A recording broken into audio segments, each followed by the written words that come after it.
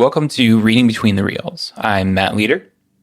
And I'm Craig Dickinson. Today on the show, we have some special audio from a Zoom session we did with Ian Doescher, the author of the William Shakespeare Star Wars series, and Jeff McGee from MarvinDog Media. And both of these guys were gracious enough to join my classes for an extended conversation about Star Wars, where the kids got a chance to ask individual questions of both these guys. And I got to hear a lot of interesting takes on some questions the kids had prepared. And we hope you enjoy that audio.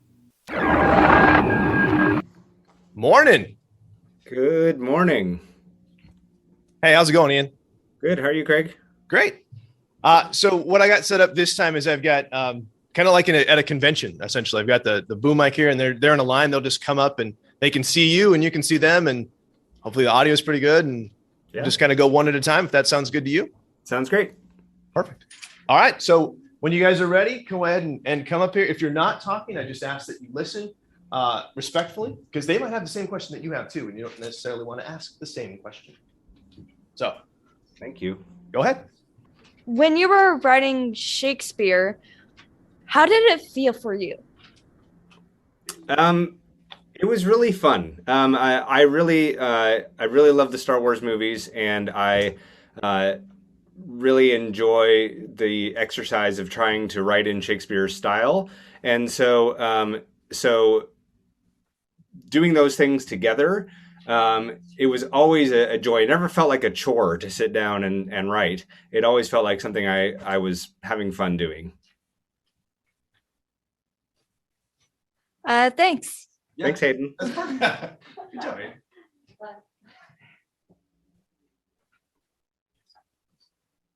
Hello. Hi.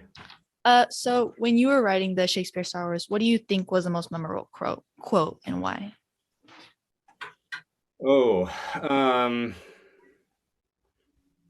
mean, that's a good question. It's interesting because there's sort of two different levels of that question, right? Because there are some really, really famous quotes from the movies, right? Things like "These aren't the droids you're looking for" and things like that I tried to make sure I sort of kept the spirit of. And then there are things that I added that are sort of like soliloquies, speeches for different characters, sort of talking about how they feel. Mm-hmm. And so if we're talking about the second category of sort of stuff that I added, I really like I really liked writing those speeches for characters where you get inside their heads and sort of figure out what they're feeling in that moment. And so I wrote a speech for Obi-Wan just before he decides to let himself be killed by Darth Vader, and I like that speech because it in the movie, when you see him do that, you're not really sure why he does it or what he's thinking in that moment. And so I liked sort of trying to explain, why he might do something like that. Yeah. All right. Well, thank you. Thank you. Hello. Hi. So I have a very simple question. I just wanted to know what your favorite character is from Star Wars. Han Solo. Han Solo? Yeah. Why?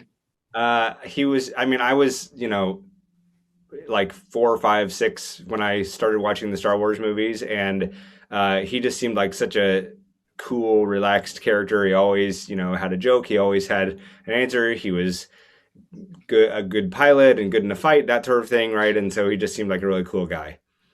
Yeah. All right, thank you. Thanks. What do you think ultimately is the point in which Luke becomes a Jedi? That's a good question. That's a really good question. I think it's maybe when he loses the first lightsaber battle to Darth Vader and has to sort of come to terms with that loss and what all of that means, and the fact that he had gone too quickly to try to fight him and all of those things. Yeah. Because,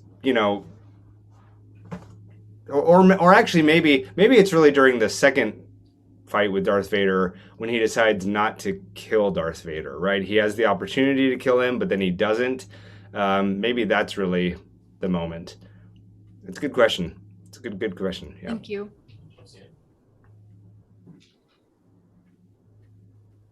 have a question about Anakin in Revenge of the Sith. So if you think about how he switched to the dark side, if he didn't fully turn to the dark side and he was still a Jedi master without being evil, do you think it would display his affection for Padme differently? Well, presumably, if he hadn't turned to the dark side, they would have had to figure out. I mean, if Jedi aren't supposed to have attachments to people, they would have had to figure out how that was going to work, right? How they were going to have some sort of relationship. Would he stop being a Jedi and become a father to Luke and Leia? Would he have? It's a really fun. I don't know if any of you have seen the Marvel animated series What If, right? It's sort of fun to do that, like what if for Star Wars? What if Anakin had never turned to the dark side? And so, yeah, I think that the more I'm sort of thinking about it, he would have had to make a choice between being a Jedi or being with Padme, and I think maybe ultimately he would have chosen being with Padme, because I think that ultimately what was missing in Anakin was sort of the like love and relationship that he needed. Right. Thank you. Thanks. Good question. What did you think about the first meeting of Anakin and Padme? I think it's pretty corny. It was interesting when I was writing my books and I came across these things, especially this first scene between a little boy and a girl where you're like, they're trying to plant seeds of romance, but it feels really awkward and weird because it's a little boy and, a teenage girl, And so, I think I tried to sort of, I don't know, make that romance happen a little better. Anyway, I think it's very awkward. I think that first scene between the two of them is very, very awkward, and I don't know how else you do that.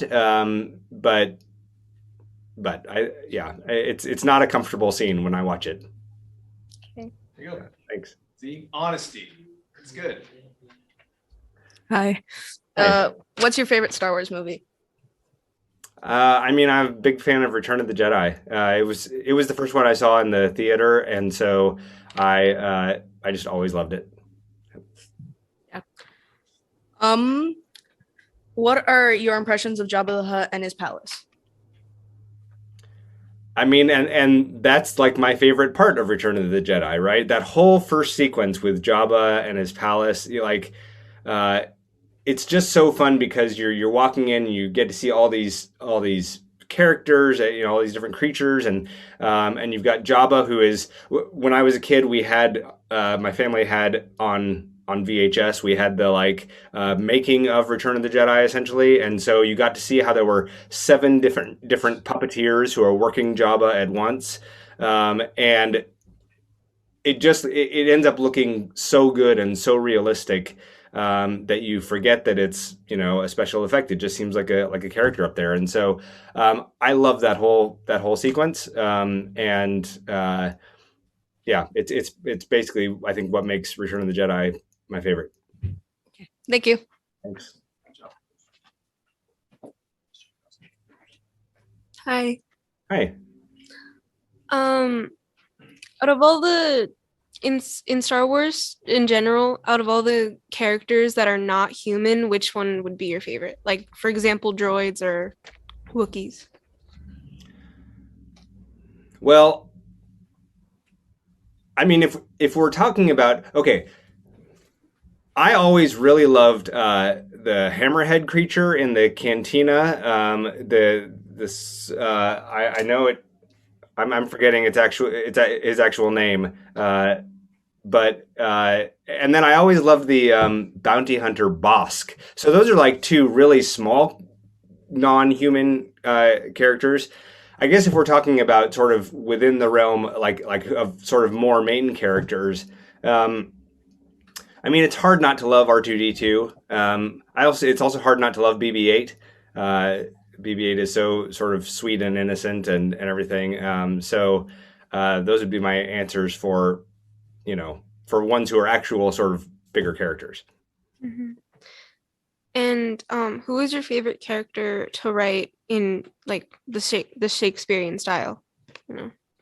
Yeah, I really like writing for villains. I'm not sure what that says about me, but I really like Darth Vader. I really like writing for Emperor Palpatine because you get to, you sort of get to get in the mind of somebody who's just really bad, really dark, and that's kind of fun sometimes. And then then I don't have to be that way in my normal life. I can just write them in the characters. So yeah, that was fun. Okay, thank you. Thanks.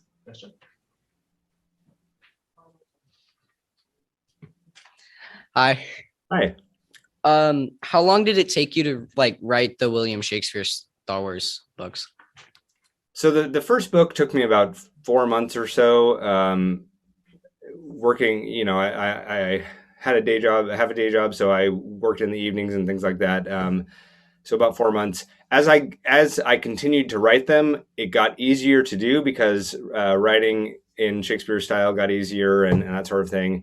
And so by my most recent book, it was really just about a month for the first draft.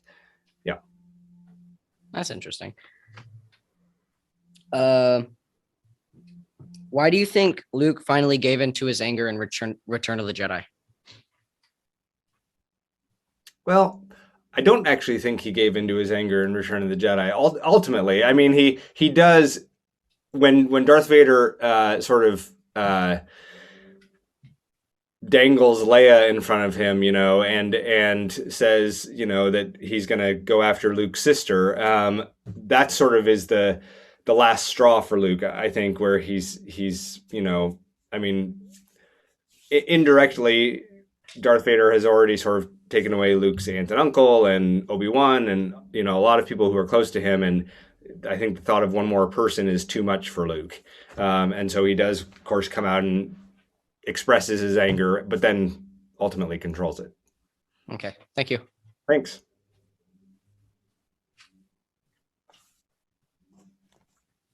Hi. Hi.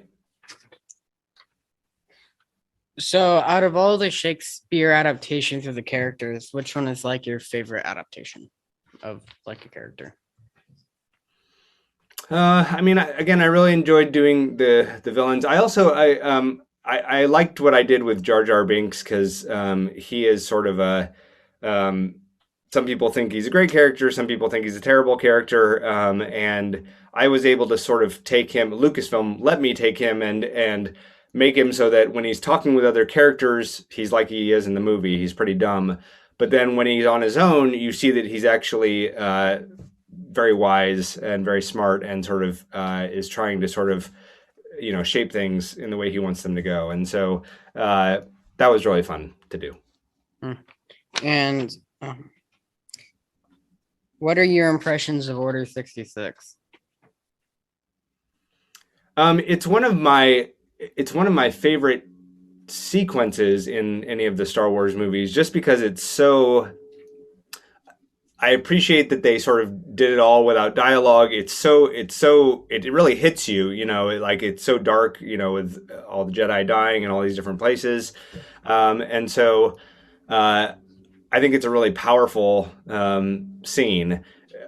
Yeah. When I adapted it, I had to change it because, in Shakespeare, you wouldn't just have a silent scene where things are happening without anybody talking about it. So I sort of had Emperor Palpatine describe everything that's going on, in various parts of the galaxy. Yeah. So, but yeah, I guess that's my answer. All right. Go Seahawks. There you go. Yeah. Hi. Hi. Why do you think Darth Vader is obsessed with finding Luke? I mean, I think in a lot of ways, he realizes that Luke is his last connection to Padme. I mean, it's he believes that Padme, first believes that it was because of him that she died, believed that she died without having any children or anything like that, and so I think the lie that the Emperor tells is that the children die also, or maybe he just doesn't know about the pregnancy. I don't remember. I'm sure Craig remembers. But the point is that like then when he realizes that he has a son who's out there who's Padme's child, I think that becomes an obsession for him, and he feels like it's in some ways a way to find some sort of connection to Padme.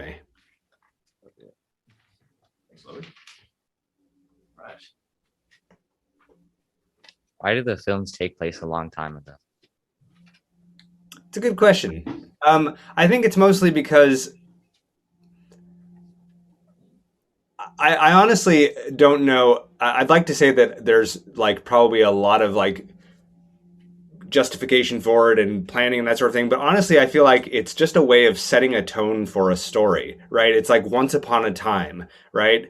And so, I mean, those words have become so famous, right? A long time ago in a galaxy far, far away, right? And it's just it's such a way to set a tone for this story. And yeah, I mean, we can look on that now and say, well, that doesn't I mean, you know, the thing you always hear about that is, right, like, well, their technology is so much farther beyond where ours is, which could make perfect sense. There could be whole societies who have grown up and had all this technology, and then, you know, who knows where they are now. And but I think it's mostly because it's a way of setting a tone for a story. Do you think Lando Calrissian redeemed himself as a friend? I think ultimately he did. I don't think he necessarily did by the end of The Empire Strikes Back, but I think by the end of Return of the Jedi, he did. Yeah, being part of the rescue mission to save Han, going on to fight with the rebellion. Yeah, I think by then he did. Thank you. Yeah, thanks. How has Anakin's loss of his mother impacted his decision making? I mean, it's like everything, I think, in terms of his decision making. It fundamentally affects just about every decision that he makes, because it is what makes him receptive to the Emperor or to Palpatine talking about, you know, trying to help somebody live forever and not die. It's what makes him so concerned about Padme. It's what makes him start rejecting some of the things that Obi-Wan is saying. It's really like, I think it is the sort of foundational story for his life, you know, in the same way in which, you know, something can happen to somebody when they're young and it just becomes the main thing that leads their life. That's exactly what it is for Anakin. Thank you. Thanks.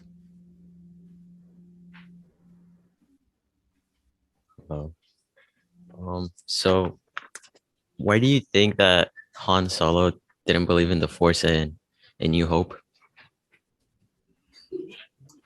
I mean, I think he hasn't seen it. He's lived by his wits, and he, you know, I think he says it best himself, right? He's been all over the galaxy, and he's just never had any evidence, right? It's the same reason that any of us might not believe something, right, is because we haven't seen the evidence for it. So he hasn't yet had any reason to believe in the Force, and it's not really until he meets Luke and Obi-Wan that he gets a reason. Thank you. Thanks.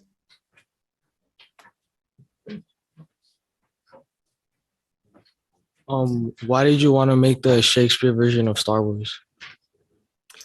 It just felt like a really fun idea. I mean, first of all, it's combining two things that I really love. And it seemed like, you know, the length of a Star Wars movie is about 2 hours, which is about the length of a Shakespeare play. And so, you know, it seemed like the overall length was about right. I knew that it was a really powerful story, and that you could get into, like, you know, like I was saying earlier, get into characters' heads and really get at what they're thinking, which is part of what Shakespeare is so good at. So it just felt like something that would really work. Although I will say it wasn't until I actually sat down and started writing it that I really thought it would work. I mean, I had the idea and I was like, I don't know if this is going to work at all. And it wasn't until I sat down and started writing, and had done a couple of scenes, and I was like, yeah, I think this is working. Thanks. What's your opinion on the Force? What's my opinion on the Force? I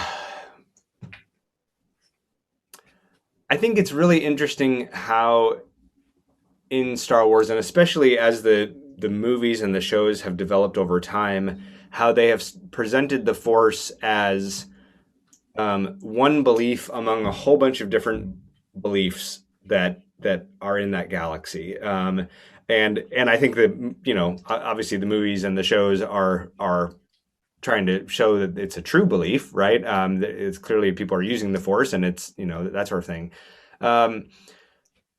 And I think I think it may be one of George Lucas's most powerful ideas, is this idea of the Force. I think that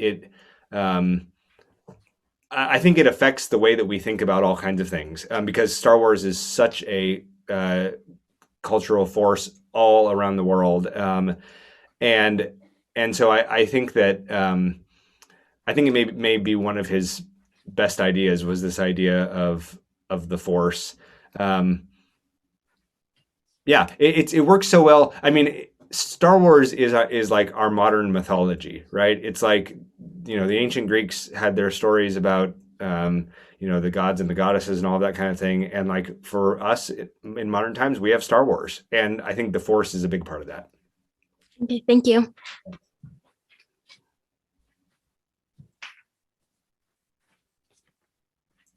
Why do you think Darth Vader is obsessed with finding Luke?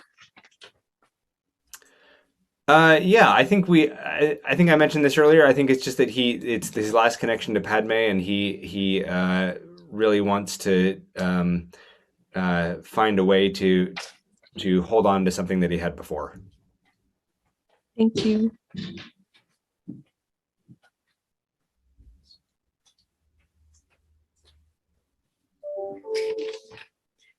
Why can't the Jedi tell who Darth Sidious is? Yeah, that's a good question. The impression that I get from what's said in the movies is that the Jedi have sort of become a little too powerful, a little too that's not quite the right word, but they've become too sure of themselves. They've become a little bit egotistical, maybe, and so it is sort of clouding what they're able to see. And so because of this sort of exalted position they find themselves in some ways, I think their powers are weakening a little bit, and so they are missing this force that's rising among them. Thank you. Thanks. So do you have time for like one more? It looks like I had you till 9:10, and I want to make sure I'm respecting your time. It's great. Okay. Hi, what do you think about the Emperor? I mean, I think from a writing perspective, as I mentioned, like I really enjoy writing for him. It was a fun character to sort of get inside his head. I think it's really interesting to sort of look at his motivations as time goes on, and the ways in which he's willing to just sort of, he's a really good villain, right? I think he in some ways gets overshadowed by Darth Vader in the movies, because Darth Vader is such a popular villain and that sort of thing, right? But I think Palpatine is also a really strong villain. I mean, thinking about Shakespeare, Palpatine is sort of like Iago, which is this character in the play Othello, he's just evil. Like there's just kind of no good to him or anything like that, right? And that's kind of what Palpatine's like. Vader, eventually there's good to him, and he sort of comes back around, but not Palpatine. And I think that's kind of fun. All right. Thank you. Thanks. Good. Thank you so much, Ian. Thank you for joining us today. Yeah, thank you all, and happy nearly end of school. Yeah. All right. Bye. Hey, Jeff. Good morning. Thanks for being here. Yeah, no problem. No problem. So we got a line, just kind of like at the convention. I got a boom mic set up, and they're going to just come up and talk to you, and they're supposed to ask you like one question, and then we'll just go from there. Excellent. Sounds good. And nice poster behind you got there. Thank you. Yeah, it was a gift. Pam and I went to see the 40th anniversary a couple of years ago, and I said I'd really like to have one of those posters. And lo and behold, a couple of weeks later, one shows up in the mail that she had ordered for me. Oh, that's beautiful. Yeah. All right, Charles, whenever you're ready. Hi, Charles. Hello. During the Return of the Jedi, when Yoda tells Luke to truly become a Jedi, he has to confront Darth Vader. What did you think about that? That always kind of confused me when I was a kid, because I was, 7 or 8 when Return of the Jedi came out. And it always kind of confused me because I thought, so does that mean that every Jedi that came before him had to do the same thing? Like they had to confront like a nemesis. And to me, as I've gotten older, what I've come to realize is what he means is you're not truly going to be a Jedi until you bring balance to the Force, and that requires you confronting Vader. Now, what I never understood, now that we know the full story, is why he never mentioned the Emperor being a Sith. So to me, it always sort of meant it was less about becoming a Jedi and more about bringing balance to the Force. Does that make sense? Yes. What did it mean to you? I thought like since it was his dad, that since they already said that it was his father, like he had to come to terms with it probably, or like fight him or something. That's also good. Yeah. Also very valid. Thank you. Thank you. Hi. Good morning. What's your favorite Star Wars character? Oh, my favorite Star Wars character, that's easy. It's Han Solo. The first Star Wars movie I got to see was The Empire Strikes Back. My brother took me to see it in the theater when I was 3 years old. And when Han turned around to Chewie and said, "Laugh it up, fuzzball," for some reason, to my 3-year-old brain, that was the funniest thing I'd ever heard. And it went so far as to, it was so bad that when I was a kid, I had convinced myself that Star Wars was actually Han Solo's story and Luke Skywalker was just kind of a side character. And as I've gotten older, I've had to sort of realize that it's actually the opposite. But yeah, Han is definitely my favorite. What about you? I don't know. You don't know? Okay, thank you. All right, thanks. Hello. Good morning. What I'm gonna ask, since you're a podcaster, right? Right. So have you actually acted out as one of the characters from Star Wars? Actually, I have. I used to do a podcast called Assembly of Geeks with my friend Scott, and we would always do sketches during the show. It was part of the show. And he rewrote the scene in The Empire Strikes Back when Han and Leia kiss. So I actually got to play Han Solo in that scene. It was one of the, I'm also an actor on the side, so it was doubly thrilling for me to be able to not only act in a Star Wars scene, but also play my favorite character. So yeah, I actually have gotten to do that before. Nice. Yeah. I'm a little bit close to Yoda a little Yoda. bit. Yeah, I can see that. It's a great character. It's a great character. That was a pretty good impression too. Dash it dash. Nice. I'm trying. All right, thanks.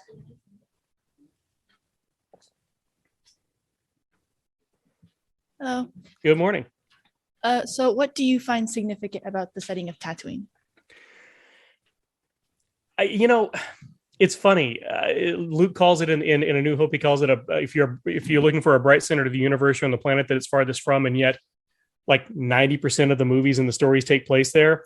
So I feel like the significance of Tatooine is one of the things that I love about Star Wars is even the most the smallest among us can make a difference. And Tatooine is such a desolate place that nobody really thinks about, and yet it is sort of the centerpiece of this universe and of the Skywalker family. And so I think it sort of says that no matter where you come from, you can be whatever you want to be. I think that's very important. Yeah.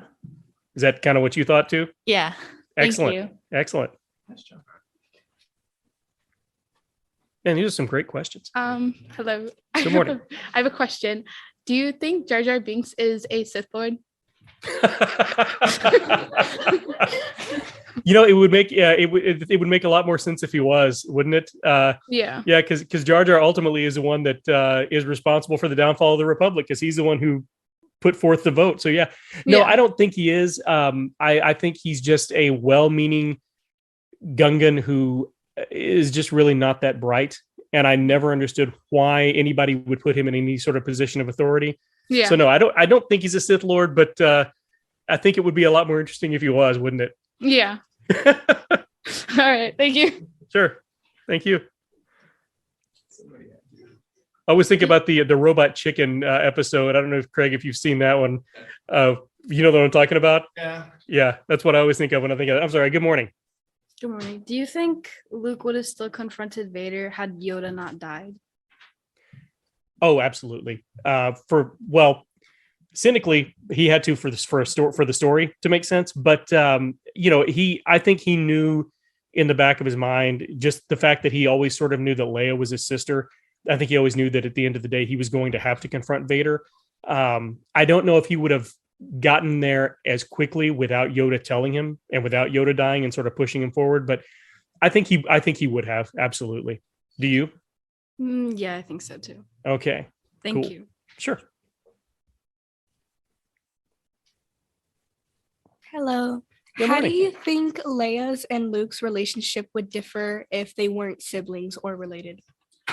Oh, wow. I don't think it would be that much different. I just think that because I feel like they fell into, despite that kiss at the Empire Strikes Back, I think they sort of fell into a more of a friend scenario. She sort of friend zoned him a little bit when Han came along. So I think that their relationship probably would have been much the same as it was, because at the end of the day, what ties them together is not their blood, but it's their experiences and their fight against the Empire. I think that's more important than any sort of relation. So I think their relationship would have been pretty much the same. What about you? Do you think so? I think it also would have stayed the same since Yeah. Han came into the picture and she seemed more attracted to him in any way. I mean, and why wouldn't she? It's Han Solo. Come on. Right. Right? Thank you. You're welcome. You'll have to excuse me as I'm muting my mic to cough. I'm still getting over Celebration. I hear that. Yeah. Sorry, go ahead. Why does Princess Leia's accent change? I have a good theory about this, and I think Mr. Dickinson would probably back me up on this. If you notice, she only uses that British accent when she's talking to the Imperials. I think that's her Senate accent. I think that is a persona that she's presenting when she is serving as a senator, and that her real accent comes through when she's just being herself, when she's talking to Han, Luke, and everybody else. What about you? What do you think about it? I think what you think. Yeah. Smart kid. Okay. Thank you. Hi. What are your thoughts on the Star Wars Christmas special? Well, it's a holiday special. It's not a Christmas special. Let's get it straight. But no, I try to watch it every year. I have never gotten through it in one sitting. The only way I can get through it in one sitting is watching the Riff Tracks version. If any of you are familiar with Riff Tracks, it's a bunch of guys that just sit around and make fun of movies as they're playing, and they've released the Star Wars holiday special with their commentary on it, and if it is hilarious, and it's the only way I can get through it. I think it was a noble failure. Have you ever seen it? No, I can't get through the whole thing. I understand. Thank you. Yeah, it's tough. You're welcome. I would have never thought we would have gotten a holiday special question. That's awesome. First one ever. Yeah. Hi. Morning. Why do you think that in A New Hope the plot follows the droids first? Well, George Lucas always said that the story is told through their point of view, and I think really from a technical standpoint, I think George Lucas knew that kids would be drawn to the droids, R2D2 and C3PO, and he designed it to be sort of a kids movie to begin with, to appeal to children. And I think maybe that's the real reason. From a narrative sense, I think they sort of stand in for us because they're thrown into this without wanting to be, and without really having a dog in the fight, if you know what I mean. So I feel like that's why we meet them first. Yeah, I think that just sort of sets up the world a lot better because you see these droids that are far beyond anything we've got in our universe. What about you? What do you think about that? I mean, that kind of makes sense, just them being thrown into it and that representing us, because we are Right. kind of thrown into the middle of the story. Exactly. Thank you. Cool. You're welcome. They always ask questions I've never thought about before, so this is fun. Hi. Good morning. So in the first episode of Star Wars, why do you think the episode is called Phantom Menace? I think it's called the Phantom Menace because at that point we don't know about Darth Sidious. We don't know that Palpatine has these things going on in the background, and so the Jedi, if they were paying attention, they would feel some sort of darkness and some sort of danger, but they wouldn't be able to know where it's coming from because it's masked so well. So I think that, to me, that's what the Phantom Menace says. What about you? What do you think about that? I think that's true. I think that might be why, because we don't know anything about Palpatine or anything yet. Exactly. Yeah. Good question. Thank you. Welcome.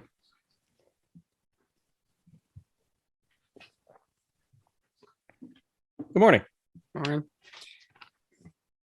What are your thoughts on Order 66? Well, I think it was unfortunate because obviously because we lost all the Jedi. I think it's interesting that between Revenge of the Sith and A New Hope, there were only 18 years, and in that time, the lore and the legend of the Jedi sort of fell away where nobody thought about them. So I think from a purely tactical standpoint, I think it was very effective, but the way it was presented in the film, I would have preferred to see it presented a little more in depth rather than it just being a montage of us seeing all the Jedi die. But yeah, I'm definitely anti Order 66, except when that's my order number at Whataburger. So yeah. Right. Cool. Good morning. Good morning. How do you feel about the relationship between Qui-Gon and Obi-Wan?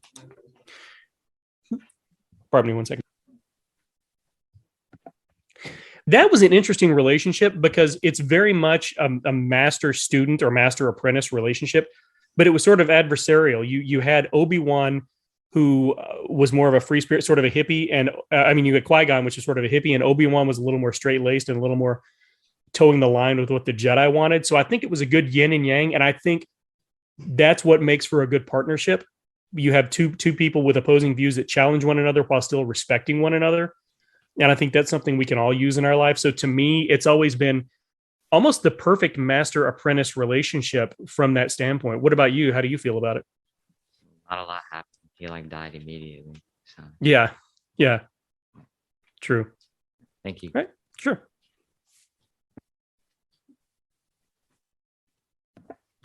In Return of the good morning. When in Return of the Jedi, why does Luke surrender to the Imperials? He surrenders to the Imperials because that's the easiest way and the safest way to get a face-to-face with Vader, and he doesn't have to worry about hurting anyone or fighting his way in.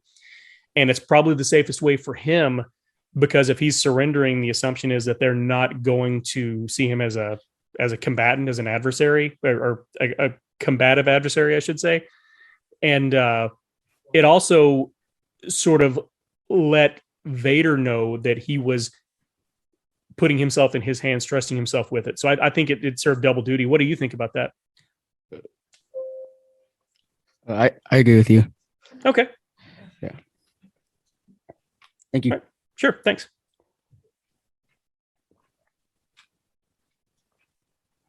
Good morning. Morning. So do you think the Emperor knew about Luke and Leia before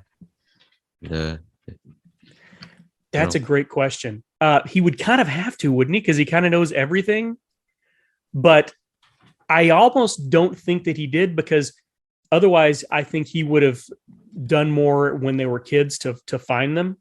So I don't think he did know about it until probably until Luke started really accessing the Force, and I think the reason behind that was neither one of the kids was really accessing the Force or really tuning into it, and so they didn't show up on his radar. So I don't think he did know, but it surprised me that he didn't.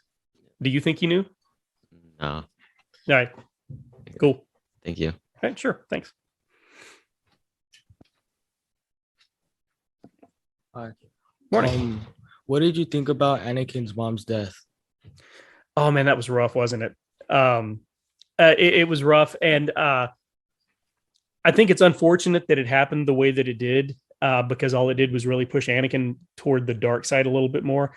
I think from a story perspective, it had to happen, but it was rough. That's why I think about it. It was rough. It was a rough way to go. Did you kind of feel the same way about it? Yeah. Yeah, that's tough, but again, had to happen for the story to progress. But I wish that it hadn't. Thank you. Sure.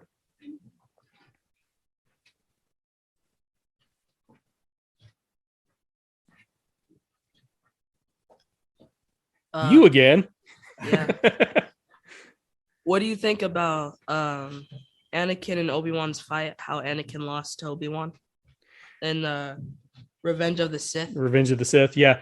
I think that speaks to Anakin being overconfident and Obi-Wan just being a little better. I don't know if he was necessarily a better swordsman, because they talked about how good Anakin was with his lightsaber, but I think it speaks more to the fact that the Sith tapping into their rage and their anger and their hatred causes them to make foolish mistakes, and Obi-Wan staying centered in the living Force and on the light side of the Force, it allowed him to be more focused. And I think it's a really good example of how the pros and cons of light versus dark side of the Force. How did you feel about it? Yeah, I felt like Anakin was a little too active trying to defeat Obi-Wan. Yeah, he warned him. He said, "Don't try it," and then he, showed him why. Thanks. Hi. Hi. How does Luke finally become a Jedi? I think Luke finally becomes a Jedi when he throws down his lightsaber and refuses to fight anymore. To me, that's the point that he really embraced the light side of the Force and understood what it was all about. He said, I'm not going to fight you. And that when he said, "I'm a Jedi like my father before me," I think that's the exact moment when he truly became a Jedi. I agree. What do you agree? Yeah. Thank you. Sure.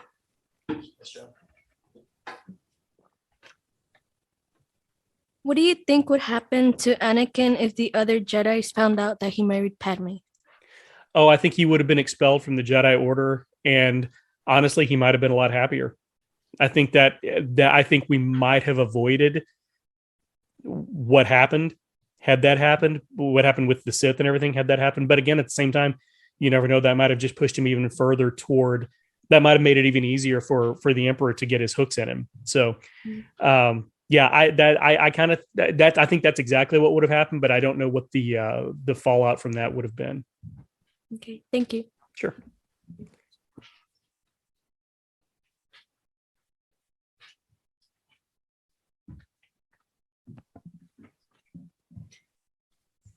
Luke and Anakin are willing to risk their own lives in order to save their friends. Who do you think is braver and why? Oh, wow. I think Luke is braver because Anakin's bravery, quote unquote, Anakin's willingness to risk his life for his friends stems from the fear of losing them, and Luke's stems from the desire to want to save them. So I think Luke's is probably I think that's ultimately why his is more successful. Thank you. Yeah, sure.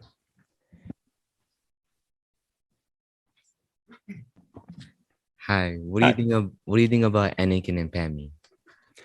Well, obviously, it didn't turn out too well for Padme or Anakin, did it?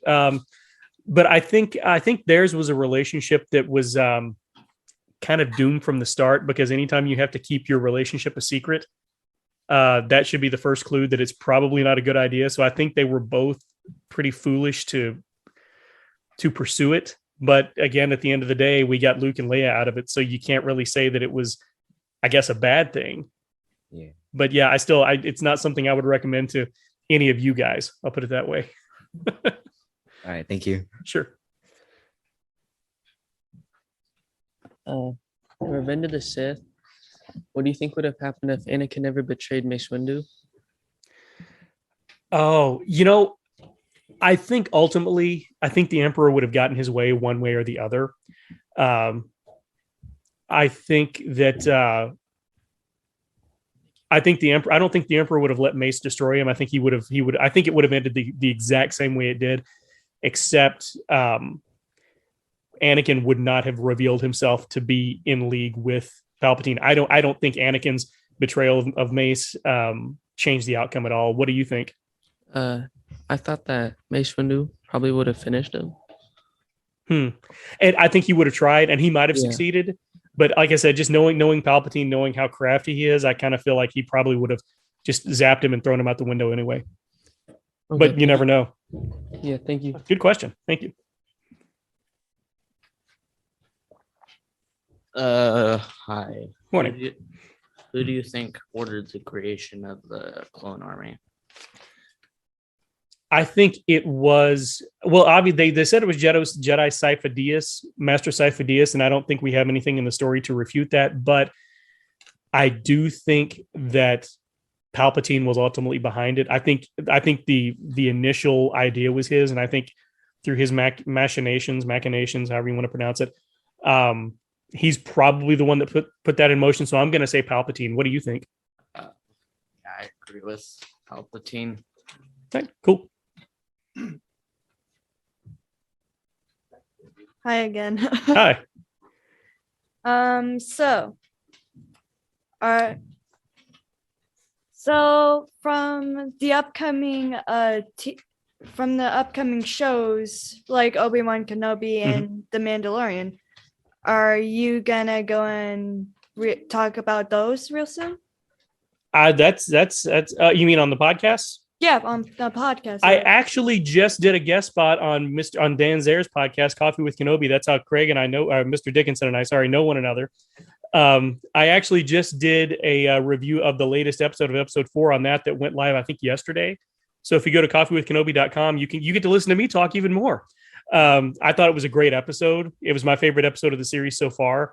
It felt like Star Wars to me. Have you been watching? Oh yeah, I watched the third one. I haven't watched the fourth one yet. I'm really looking forward to it because I like little Leia. Well, okay, definitely watch it before you listen to any podcast because you don't want anything spoiled. It's really good. You're gonna love it. It really is. I really like it. Even the twists. I know, right? So good. So I think we have time for maybe 2 more questions. I want to make sure I'm respecting your time. Sure. Okay. Hi again. Hi. So let's say you were in this perspective of Leia when first meeting Lando. Would you have trusted him? That's a great question. Probably not, just because he came across as kind of, I don't know, the way he went about things, I would have thought he was charming, but he seemed like a con man to me. Would you have? No, because also when you meet a new person, you don't want to give them your full trust because you really don't know the person that well. That's true. But yeah, the hello, what have we here part always just kind of makes me go, no, thank you. No. Move to the back of the line. Thank you. Thanks. Hello again. Hi. So I was wondering which character you find the most annoying. Jar Jar Binks, easily. I think that's an easy answer. He really is annoying. And if you go back and watch The Phantom Menace again, there's not a moment in the movie that he doesn't ruin in some way. And I know that was kind of the point, but I really do find him annoying. And even more so in the Clone Wars cartoon, if you ever go to watch that, he causes even more trouble there.